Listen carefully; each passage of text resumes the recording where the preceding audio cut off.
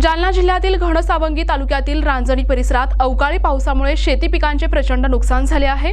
हवामान विभागाने दिलेल्या इशाऱ्यानुसार काल सायंकाळच्या सुमारास झालेल्या मुसळधार पाऊस आणि वादळी वाऱ्यामुळे उभ्या पिकांचा अक्षरशः चिखल झाला आहे। जिल्ह्यात 2 दिवस बेमोसमी पावसाचा इशारा देण्यात आला होता। त्याप्रमाणे काल सायंकाळी वादळी वाऱ्यासह गारपीट झाली। या नैसर्गिक आपत्तीचा सर्वाधिक फटका घनसावंगी तालुक्यातील रांजणी परिसराला बसला आहे। येथे काढणीला आलेला गहू, ज्वारी, तूर आणि कांदा पिके वारा आणि पावसामुळे जमिनीवर आडवी झालीत। शेतकऱ्यांनी मोठ्या कष्टाने जोपासलेले पीक डोळ्यात एकत उद्ध्वस्त झाल्यामुळे परिसरात हळहळ व्यक्त केली जात आहे। आमचा हातातोंडाशी आलेला घास निसर्गाने हिरावून घेतलाय अशा भावना नुकसानग्रस्त शेतकऱ्यांनी व्यक्त केल्यात। शासनाने आणि महसूल विभागाने विलंब न लावता तात्काळ शेतावर येऊन पंचनामे करावेत आणि नुकसान भरपाई द्यावी अशी आर्तहाक विठ्ठल देशमुख, अमोल देशमुख, प्रीतम वरखडे, विठ्ठल आबासाहेब आणि शरद वरखडे यांसह सर्व ग्रामस्थांनी दिली आहे। घनसावंगी तालुक्यामध्ये रांजणी मंडळामध्ये आज सर्वाधिक नुकसान झालेले आहे। आमच्याकडे जे हंगामी पीक आहे हरभरा, गहू, ज्वारी व कांदा व असे फळबाग लागवड याची भरपूर अशा प्रमाणात नुकसान झालेली आहे।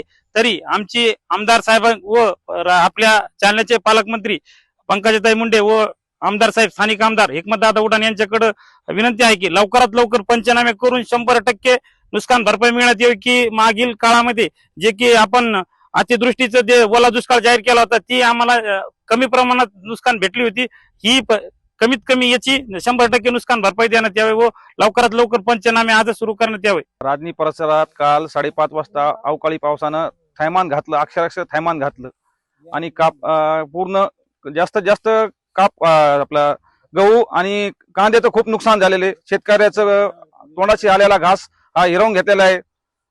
या सरकारनं कृषी मंत्र्यानं अशोक चव्हाणची फाईल, अशोक खरातची नाशिकच्या फाईल न पाहता आज शेतकऱ्याकडे पाहावं, त्याची फाईल पाहायला सरकार जमा आहे। त्यांना आज आदेश द्यायला पाहिजे कृषी मंत्र्यानं की आपण पंचनामा लवकर करून शेतकऱ्याला पूर्ण मदत 100% मदत द्यावं।